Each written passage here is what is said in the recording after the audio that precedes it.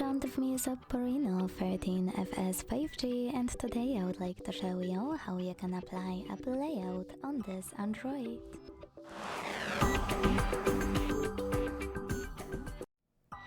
Begin by opening Play Store and downloading free app called LauncherOS from Launcher Studio Developer. When it's ready, go into Devices Settings. In them, you need to scroll down to hit Apps. Then select the default apps. Tap on Home app and click on Launcher Pro to apply it. Then wait for the pop-up and select Allow All.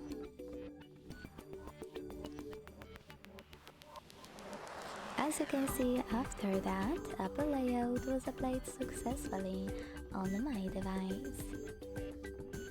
If you want to make some changes to it, you need to go to Launcher app.